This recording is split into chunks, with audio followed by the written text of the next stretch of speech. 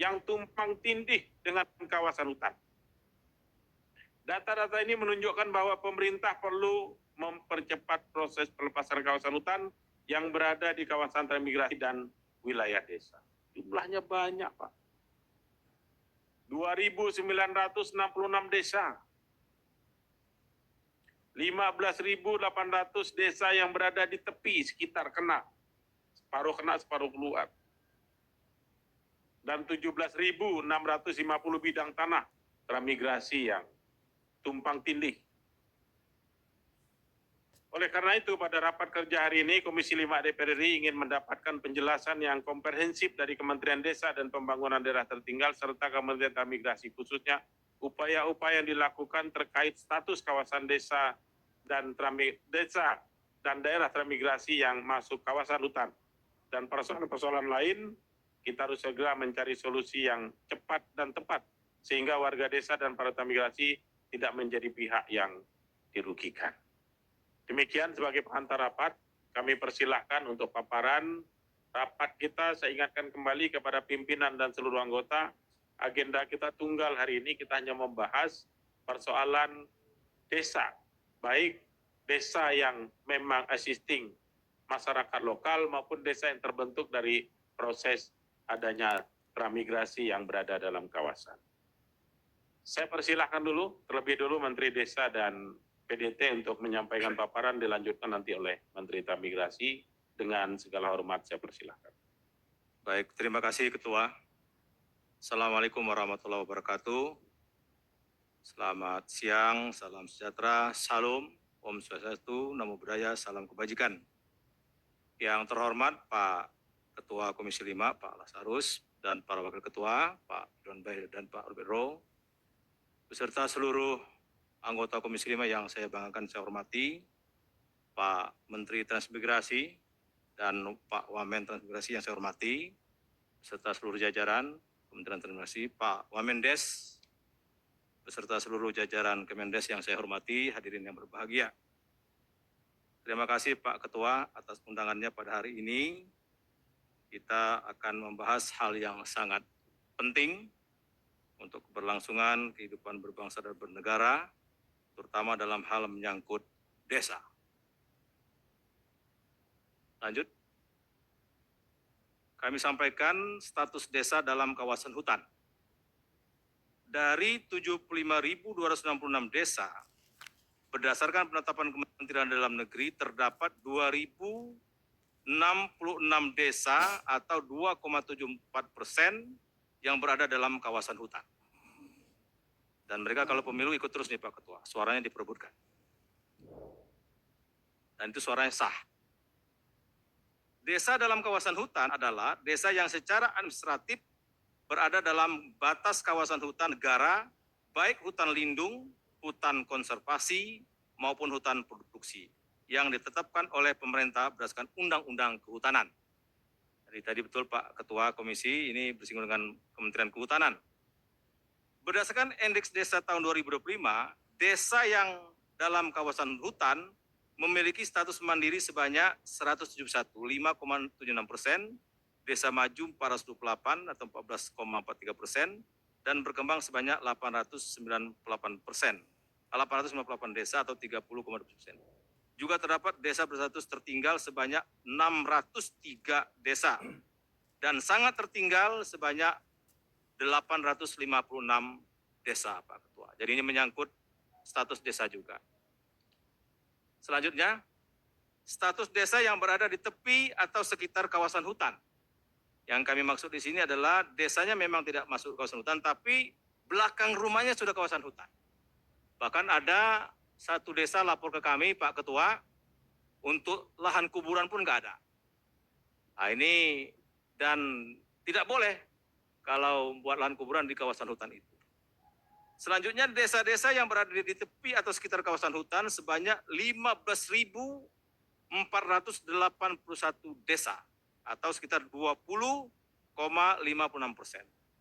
Desa di tepi sekitar kawasan hutan adalah desa yang secara administratif berbatasan langsung dengan kawasan hutan tetapi tidak berada dalam kawasan hutan.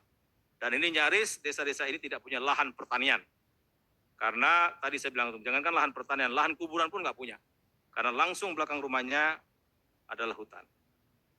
Sebagian besar desa yang berada di tepi atau sekitar kawasan hutan berstatus mandiri sebanyak 2.927 desa, maju sebanyak 4.230 desa, dan berkembang sebanyak 5.245 desa. Dari dua tabel di muka, nampak bahwa posisi desa terhadap hutan ikut mempengaruhi status perkembangan desa.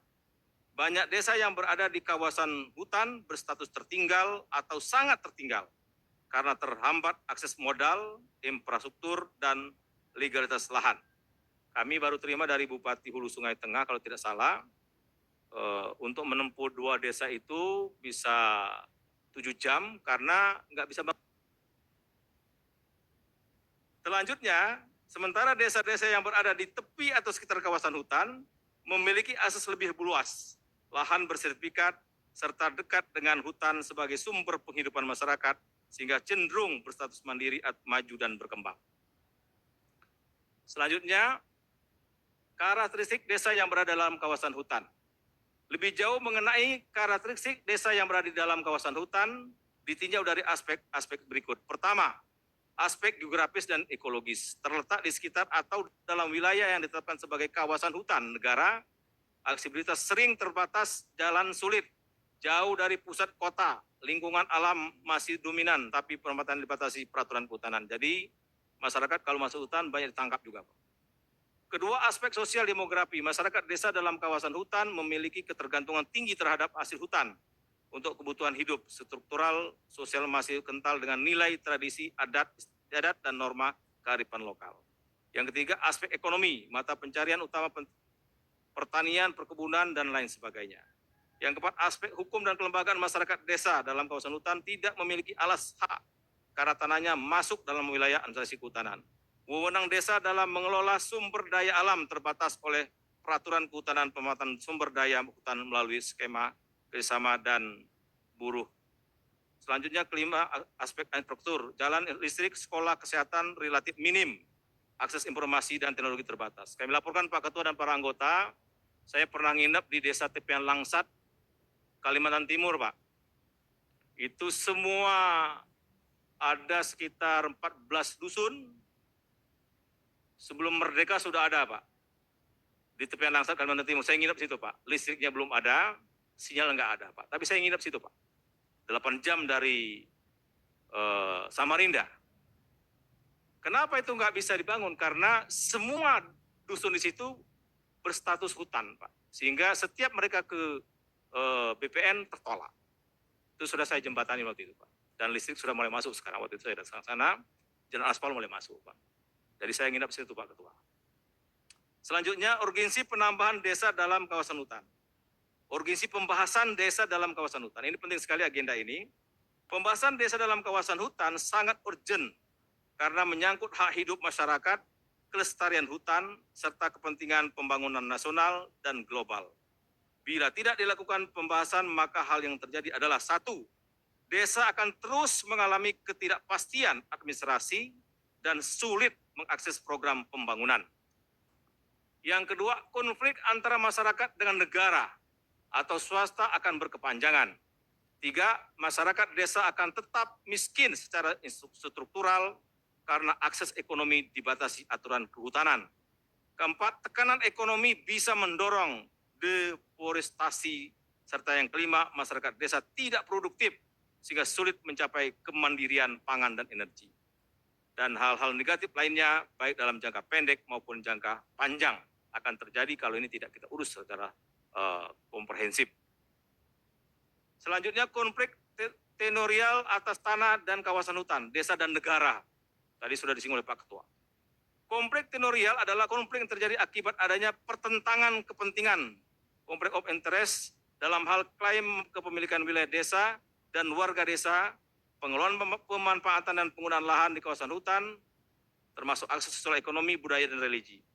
Akar masalah konflik ini adalah adanya perbedaan perspektif legal antara desa dan negara terkait kepemilikan atas tanah dan kawasan hutan yang terjadi kesatuan hukum wilayah desa dan hak warga desa, termasuk pengelolaan dan pemanfaatannya.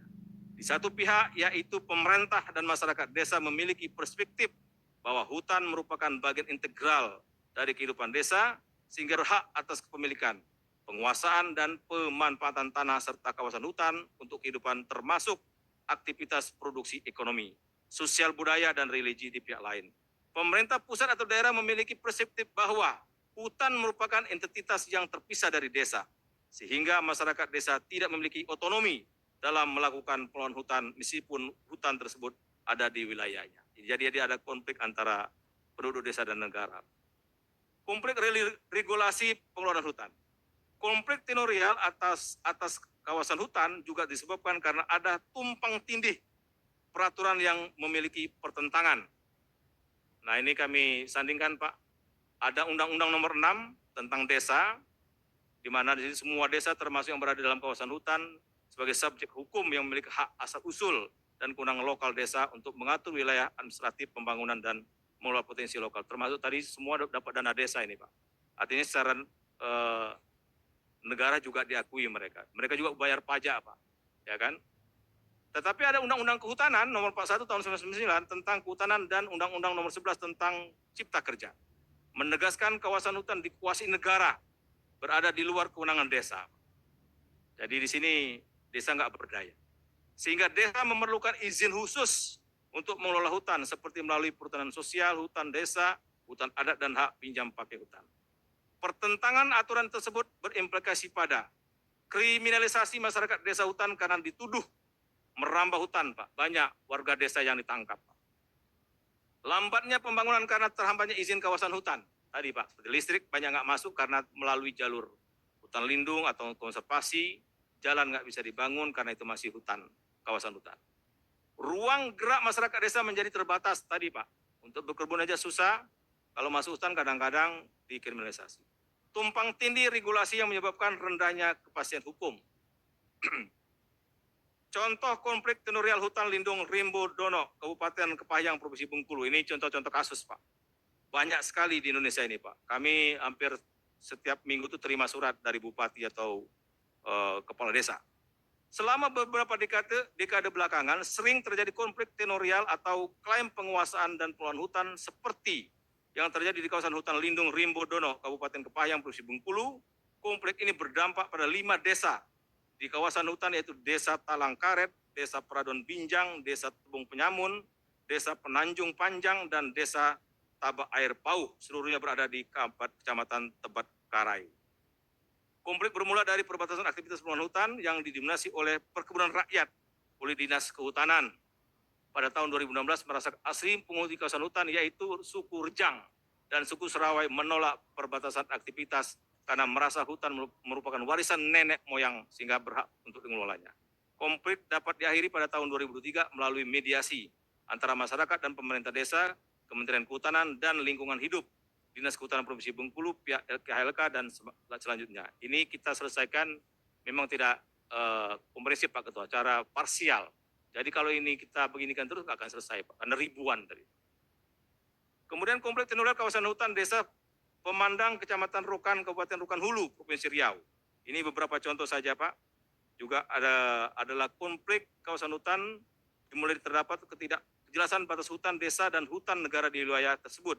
Pemerintah Kabupaten Rokan Hulu melarang aktivitas pengelolaan hutan oleh masyarakat di wilayah hutan negara, namun masyarakat bersikeras bahwa wilayah hutan yang dikelolanya merupakan wilayah hutan desa. Jadi ini perbedaan tafsir, Pak. Yang ini merupakan banyak yang kalah sering rakyat desa.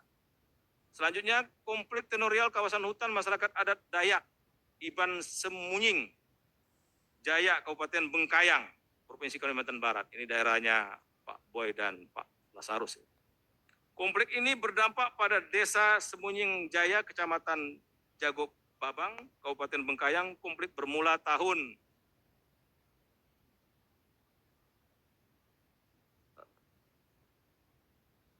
2012 pada saat PT Lido Lestari. Nah, ini juga kadang-kadang, Pak, dengan selembar kertas dari Jakarta bisa mengacak-ngacak desa, Pak. Untuk perkebunan, pertambangan, ya kan? Desa lebih dulu, tapi karena selembar kertas dari Jakarta, desa bisa berubah wajah, Pak. Bahkan mereka cenderung menjadi korban. Mendapatkan konsesi pengelolaan hutan, masyarakat adat Dayak Iban menolaknya karena merasa wilayah hutan tersebut merupakan warisan nenek moyang dan telah dikelola secara turun-temurun. Masyarakat adat Dayak Iban menggugatnya ke pengadilan dan mengajukan perubahan status hutan menjadi hutan adat. Namun hingga saat ini konflik masih dalam proses pengadilan petun. Nah, ini kalau di pengadilan lain lagi ceritanya, Pak. Resolusi konflik yang diusulkan adalah pemetaan kembali kawasan hutan dan memberikan hak masyarakat adat Dayak Iban dan untuk mengelola hutan lainnya. Konflik yang selanjutnya contohnya kawasan hutan Wai Berulu, ini tidak perlu saya bacakan, hampir sama, Pak. Nah, yang ke-12 ini penting, Pak. Slide 12. Komplek Tunai Desa Sukawangi, Kecamatan Sukamakmur, Kabupaten Bogor. Ini ceritanya lebih seru lagi, Pak. Jadi desa ini berdiri sebelum Indonesia merdeka. Tahun 80 ada seorang pengusaha minjam duit ke bank yang jadikan agunan desa, Pak. Sekarang desa dilelang. Sudah dikasih plang bahwa akan disita. Saya sudah para pihak, Pak. Nggak boleh di Republik ini ada desa yang dilelang. Sudah saya lakukan pendekatan keras ini, Pak. Masa 9 plus 62 rakyat akan diusir? Tidak boleh.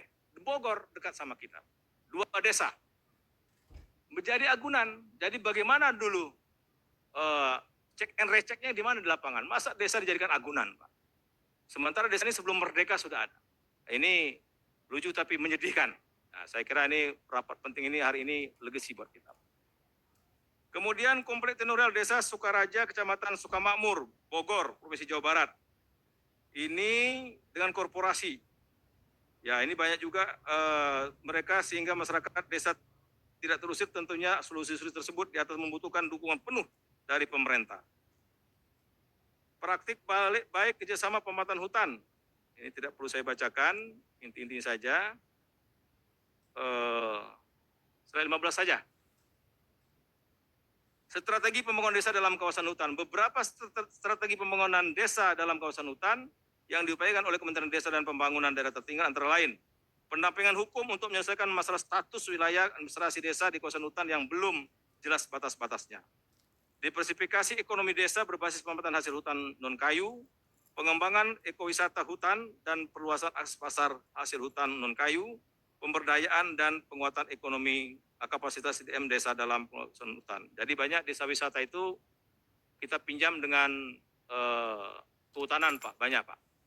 Tapi ya itu namanya pinjam, berarti suatu saat kan bisa diambil. Rekomendasi, resolusi konflik. Nah, ini mudah-mudahan bisa kita kita jadikan bahan kita untuk mengambil langkah strategis, Pak.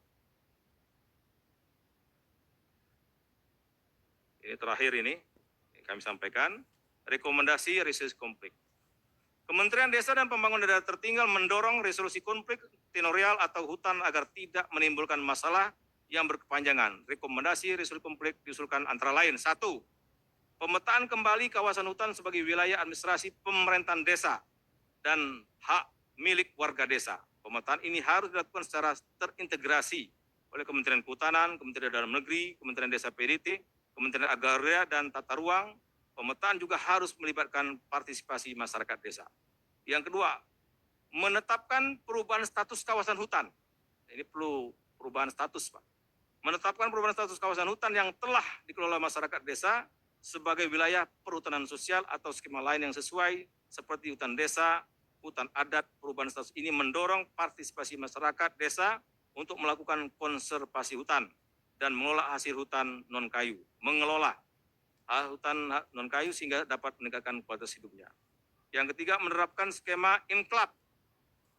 Nah, inklap ini sebenarnya tidak terlalu sulit, Pak, yaitu mengeluarkan sebagian kawasan hutan menjadi wilayah administratif pemerintahan desa. Bayangkan itu banyak desa di daerah areal kebun sawit, Pak. Itu juga duluan mana, kebun sawit atau desa? Ya duluan desa, tapi malah desanya mau diusir, Pak. Ini gara-gara selembar kertas tadi, kan mereka tuh lahir di situ, Pak Ketua, bukan pilihan, Pak. Ya kan, kalau mana mungkin mereka mau lahir di sana, kalau mau lahir di Jakarta, tapi karena sudah takdir lahir di situ ya harus kita lindungi hak. Jadi inklap ini tidak terlalu sulit, Pak. Tapi banyak faktanya mereka tetap kalah, Pak, karena selembar kertas tadi. Yang keempat, Jika desa sudah mengelola dan memanfaatkan hasil hutan sejak lama, serta sangat bergantung pada hutan, bahkan sebelum SK penetapan kawasan hutan. Jadi banyak desa-desa itu sebenarnya punya hutan, Pak, tapi karena ada Undang-Undang Nomor 41 tadi, penataan hutan kembali, mereka menjadi bagian yang, ya istilah saya itu korban lah, ya. Selama ini menjadi hak mereka, diambil menjadi hak hutan. Itu kalau bisa kita kembalikan menjadi hak mereka kembali. Yang kelima, desa yang wilayahnya sebagian berada dalam kawasan hutan dapat dilakukan skema enklave. Wilayah dengan mengeluarkan sebagian kawasan hutan negara menjadi wilayah administratif desa. Namun jika sebagian wilayah desa berada di kawasan hutan lindung yang tidak bisa diubah statusnya, maka dilakukan, ya ini mungkin perlu ada kesepakatan, Pak. Jadi dicarikan yang bukan kawasan hutan lindung untuk masyarakat bisa pindah. Ini tapi perlu kesepakatan supaya tidak ada gejolak sosial. Yang terakhir, jika skema enklave wilayah sama sekali tidak dapat dilakukan seperti pada kasus desa di dalam kawasan hutan lindung, maka dilakukan skema pemindahan tadi. Jadi ini saya setuju dengan Pak Ketua, ini kita selesaikan secara komprehensif, tidak parsial, karena kalau satu-satu sulit, Pak.